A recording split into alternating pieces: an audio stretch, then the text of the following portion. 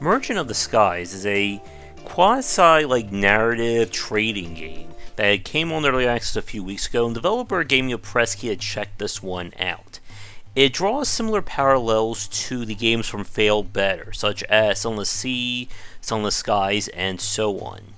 And while the game doesn't hit those same notes, there is something here I think for somebody looking for a very light experience, but not much else. The general idea is that we are in this land that is ran entirely by airships, and it's up to us to travel the skies, trading goods, completing quests, and trying to complete our family's legacy. The gameplay is very simplistic. You go from island to island, with each island having various services, such as a trading post to buy and sell, a resupplier or a power supplier for your ship, maybe a town hall or place for quests, and so on and so on. As you explore and do more in the world, you'll gain experience points which you can then use at one of the major god shrines to level yourself up. The map, from what we've seen, and I'm not 100% sure on this one, but I believe it is handmade. I'm not sure if it is procedural similar to Sunless Skies or not. But with the islands having their abilities or their functionalities hard-coded in the beginning, it basically sets you up to quickly get into the game's gameplay loop of earning resources and money to then use to either level yourself up or complete your main objective. Now, with that said, with the game being in early access, what you see may not represent the current version of the game. But from what we played, at least at the time of its release, this is definitely a very low energy and low stakes game. If you run out of energy, you can simply pay a toll to get sent back to the nearest city and get recharged that way. The game keeps track of the market prices for all goods as well as where you can buy and sell them. And this is one of those titles that it's definitely not aimed at the quote-unquote hardcore market, or even hardcore fans of Fail Better. With that said, that also leaves us with not much to really talk about with this one. And I think this will probably be one of our quicker game spotlights, considering what's here.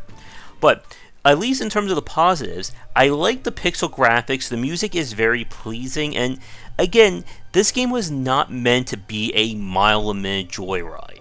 And I think for people looking for more of a very passive experience, you're going to get into this one to some extent.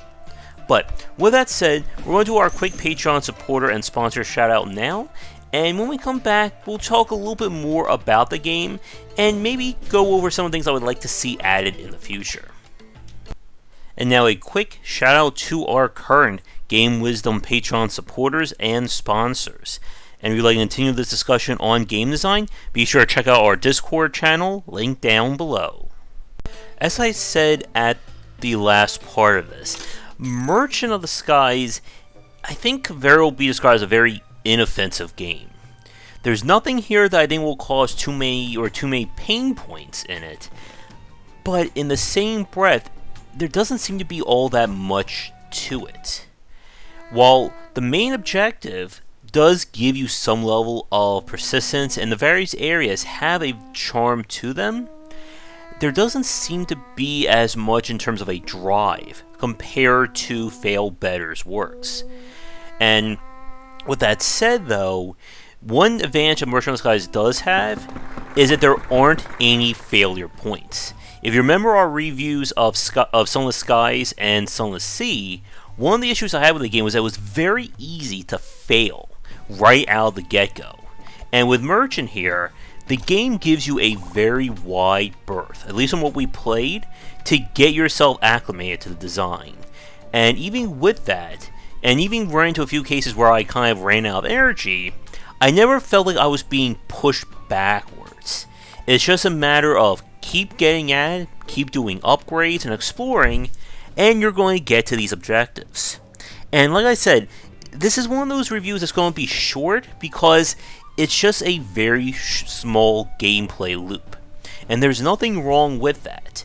If you like the idea behind Sunless Skies and Sunless Sea, but were kind of put off by the roguelike or higher difficulty curve of those games, Merchant of the Skies will definitely fit that bill. But if you're expecting, I think, another layer or growing the design in some way, shape, or form, I did not see that in the version of the game that we played. Again, keep in mind, with this footage that you're seeing is from day one of it being on early access, so there may be more depth and difficulty added in since then. But I can't review that with the footage that I have here. And I like the idea of buying and setting up the various mining islands and stuff as production, and I would have liked to have seen more depth in that regard. Maybe even having some kind of cross-island like working or economy system along those lines. Or maybe even the ways of setting up to have multiple ships and having them kind of do work that you order them to and let the AI handle it.